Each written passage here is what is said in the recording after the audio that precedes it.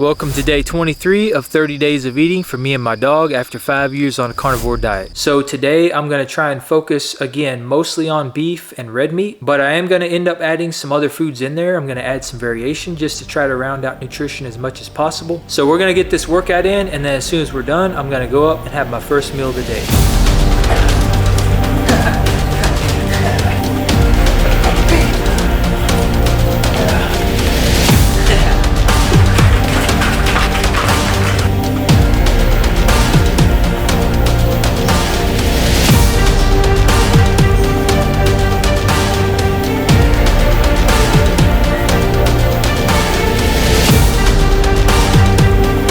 Workout's complete, it's time to eat. Let's see what's on the menu. So I have 9 ounces of local ground beef. This is 75/25 from a local butcher shop. 4 ounces of mussels for some extra vitamin C and manganese. 9 ounces of wild-caught salmon, skin on. 2 ounces of cheddar. Half a stick of organic butter. This is 4 tablespoons. And a 1/4 teaspoon of eggshell powder for a little extra calcium. I'm trying to structure everything around red meat, around beef mostly. But again, I think by adding in this slight variation, by adding in different animal products, it's going to help me to really round things out. Now, like I mentioned before, is it really necessary? Probably not. And I think I'm a prime example of why that probably isn't the case, because I've never done this before the 5 years I've been carnivore. I've always just eaten intuitively. I've gone with whatever sounds good, whatever feels good, and that's gotten me by just fine. I've never developed any kind of nutritional deficiencies, and as far as performance and all that stuff goes, I'm the best I've ever been. So I think that's a true testament to just how nutrient dense red meat actually is, and that meeting your RDA on all these vitamins and minerals probably isn't necessarily essential, because again, these RDA requirements have only been existent since like the 1940s, like 1943, around World War II. That's when they implemented this stuff, and this is all based off the assumption that you're eating all this other stuff, which also pretty much assumes that a lot of the stuff you're eating is not going to be optimal, and there's certain things that you're not going to be able to absorb as well as you would if you were just eating meat, because there's going to be certain vitamins and minerals that are getting bound up by plant toxins and all this other stuff. So there's never really been a legitimate study done on somebody who's eating just meat. How much of those nutrients does that person actually need? Aside from the people that are actively doing it right now and are basically proving that you can get everything you need from meat, specifically red meat, because there's thousands of people out there doing it every single day, and I'm one of them. But could optimizing the diet and including all these vitamins and minerals in ample amounts or optimal amounts, could that help? Could that be beneficial in some way? Maybe. And if there's a chance that it is, why not?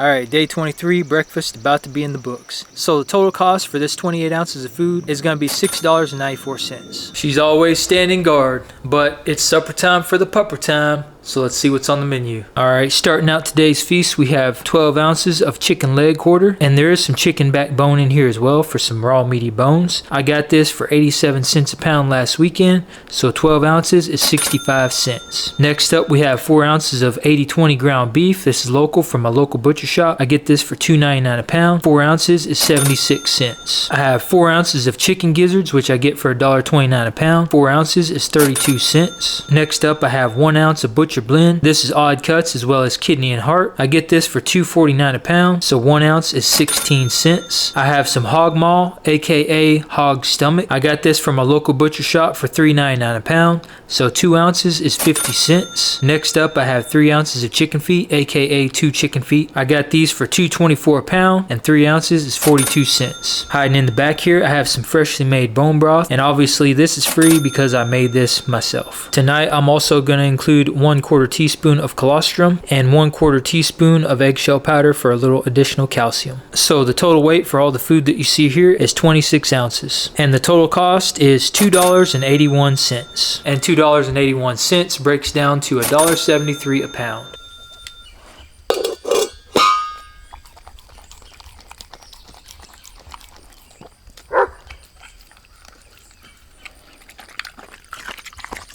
Alright, the queen's fed, now it's my turn to eat. Alright, so I have 2 ounces of beef fat and I'm going to use this to cook all of my kidney and my eggs in. I have 4 ounces of beef kidney, 2 ounces of bone marrow, a 16-ounce pack of grass-fed ground beef. This is 85.15. I got this at Aldi's over the weekend. I happened to run across this deal. I got this for $3.99 a pound. Half a stick of organic butter, which is 4 tablespoons, 2 ounces of sharp cheddar. Alright, so that's everything. It doesn't look like much, but this is actually going to come out to be 33 ounces of food, which is actually quite a bit. But this is all I need to round out the nutrition for the day.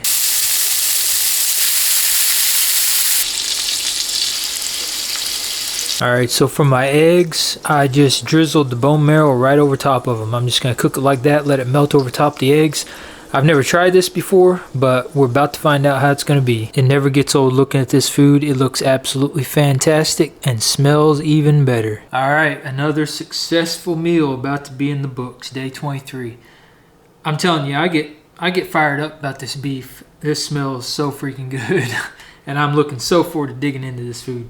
But before I do, let's talk about cost real quick. So the total cost for this meal, everything combined, $6.50 for this entire meal. 33 ounces of food. Breakfast cost a little bit more actually. It was $6.94. But those two combined came out to $13.44. But this is a lot of nutrition, a lot of food. And as a matter of fact, this meal combined with breakfast came out to 61 ounces of food.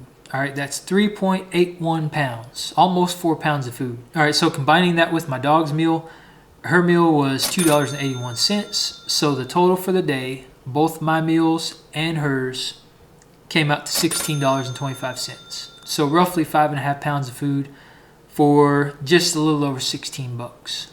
I'm telling you right now, there's nothing that makes me feel better after a meal than eating beef. That meal was fantastic. I mean, it looked good, it smelled good, tasted even better. Can't say enough good stuff about it. So total calories consumed, 4,670 calories. But based off my 4,670 calorie day, I am over by 1,909 calories off my target. All right, so my fat to protein ratio today, I got 68% of my calories came from fat, and 31% of my calories came from protein. That's what I tend to gravitate towards when I eat intuitively. So 68-31 is a fantastic fat to protein ratio for me, and that's probably another reason why I feel so good after that meal. Total protein consumed today, I got 344 grams of protein, and I got 353 grams of fat. Vitamin C, so this is gonna be low today, if you probably haven't already guessed that. There's really nothing I ate that was super high in vitamin C besides the mussels. Red meat simply does not have much vitamin C in there. Fish, all that other stuff, eggs, dairy, none of that really has high amounts of vitamin C. Yes, there are trace amounts of vitamin C. Yes, it's probably enough to ward off any kind of vitamin C deficiency that you might have, but you're not going to get your RDA eating beef, fish, and dairy and stuff like that. The only way I would have bumped this up is if I ate just like I did on day 15 and I think 17, where I actually met and exceeded my RDA on vitamin C using carnivore foods. And that was by including pork liver, pork brains, pork kidney, and chicken liver. That's pretty much the only way I'm going to be able to meet my vitamin C with the foods that I have in my house. Now, I did pull together a little list of other foods. Beef thymus, beef spleen, lungs, pancreas, all that stuff is very high in vitamin C. That would be a way to meet your RDA. You can also get those items from lamb, and they would also be high in vitamin C. And the only other common one besides the ones I already mentioned that you would probably have access to would be turkey liver. Turkey liver is a little bit higher in vitamin C than chicken liver. So if you can get that, that's another good option. And that would be something you could include in your diet to bump your vitamin C up. But again, is it even necessary to hit your RDA on vitamin C? And I think the truth to that is that no, it's not. Because I've been eating probably 90% red meat or more the entire 5 years I've been carnivore, and have been basically beef, salt, and water, or meat, salt, and water for the most part, the entire 5 years I've been carnivore, only adding in organs here and there, and not the organs that I mentioned that are high in vitamin C, and I've never had a problem with vitamin C. So again, like I've mentioned in other videos, your nutritional requirement for vitamin C goes way down when you're not consuming sugars and carbohydrates. Vitamin C does not have to compete with glucose for absorption. So the vitamin C that you do get, number one, you need less of it. And number two, what you do get is very bioavailable and your body's gonna be able to utilize it. So I don't see this as being an issue. But again, if I wanted to bump this up, I've proven in this series that it can easily be done on a carnivore diet, and I could easily do it again any day that I wanted to, just by adding in the foods I mentioned. All right, so iron, I got 5 times my RDA, so I'm good there. B12, I got 35.5 times my RDA. Animal products, very high in B12, very high in iron. Calcium, I got 151% or 1.5 times my RDA, so I'm good there. A lot of that extra calcium is coming from the eggshell powder I'm consuming. It is like 95% calcium carbonate, which is a very bioavailable form of calcium. Folate, 105%. This is one that was consistently low the first couple weeks when I was just eating intuitively. And I've been meeting my folate RDA pretty much every single day since I've been optimizing. Vitamin A, this is in a very optimal range today because I didn't include any liver or anything like that. So I'm at 1.7 times my RDA, 171%. Potassium, met my RDA on that one, 112%. That was kind of one of the reasons why I added the fish and the seafood this morning, is to make sure I got my potassium on up there because it does bump potassium up pretty quickly. All right, moving down to B vitamins. All my B vitamins are at or above the RDA. Vitamin D, met my RDA on that one, actually almost exceeded it by 2 times. And that's another reason why I included seafood this morning. Vitamin E, 115%. So again, this is another reason why I included that much seafood this morning. All right, vitamin K, it's showing I got 25% of my RDA. I went online and I went to Healthline, and I'll put all this information on the screen and in the description below. But I went on there and pulled the vitamin K content for all the foods I consumed today, and I did the math myself. So what I came up with was I got 90% just off of the beef products, the meat and the dairy, and then the eggs. So 90% plus whatever else I got from the seafood and stuff like that, and the butter. I'm pretty confident I got my RDA and vitamin K. Copper is in a very optimal range today. It's not super, super high, and that's probably because I didn't include any kind of liver today.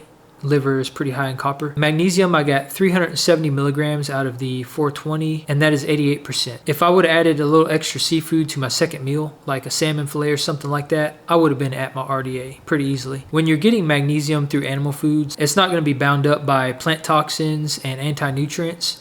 So the magnesium you're getting, the 370 milligrams I got, is going to be extremely bioavailable, and my body's going to be able to use pretty much all that. Manganese, I got 3.5 times my RDA. This is pretty much what I've been getting almost every single day, and almost all that's coming from the mussels I'm including. Phosphorus, I got 5 times my RDA, so I'm good there. Selenium is very high again today. I got 11 times my RDA, so I'm sure a lot of that came from the seafood and the organs and stuff I included. Sodium I'm good on, I just salt my food to taste. Zinc, right at 5.5 times my RDA. Cholesterol, 2,542 milligrams. That's pretty high, but I'm good with getting that much cholesterol. Cholesterol is very essential for the human body. I got 2.3 grams of omega-3, which put me at 1.4 times my RDA. And I got 8.8 grams of omega-6, which put me at 52% of my RDA. So omega-6 tends to be a little bit more pro-inflammatory, and keeping that on the lower side, I feel like is optimal, especially when my omega-3 is that high. So yeah, I'm good with that. Saturated fat, I got 157 grams. Trans fat, 12 grams. Fats are essential for the human body as long as they're coming in the form of animal fats and not seed oils or something crazy toxic like that. And going down the list for all the proteins and essential amino acids, just like every single day, I met and exceeded by numerous times every single protein and essential amino acid, which is always going to make sense because meats, animal products, eggs, all that stuff are very complete protein sources. So yeah, another successful day of eating and trying to base most of my nutrition around beef and red meat. I think it worked out pretty well. I mean, the only thing I was low on was vitamin C, which is to be expected. And like I mentioned before, I don't think that's a problem at all. But I hope the series is providing you with some value. And I hope it's just kind of reassuring you and kind of reinforcing the fact that yes, you absolutely can get everything you need from a nutritional standpoint from only animal products. And I think that's very, very important for people who follow this lifestyle, because there's a big audience out there that argue against that and they claim that you can't. But I think this series has basically proven that wrong numerous times over by now. And I feel like it's important, not just from the standpoint of proving that wrong, but just to give you a little reassurance that what you're doing, if you are following this lifestyle, can be very, very optimal for your health. And obviously, this is Apex, so that goes for your dog as well. If you haven't done so already, be sure to like, subscribe, join the Apex tribe, and turn on notifications so you don't miss any of the future videos in this series. And I'll see you on day 24. All right, peace out.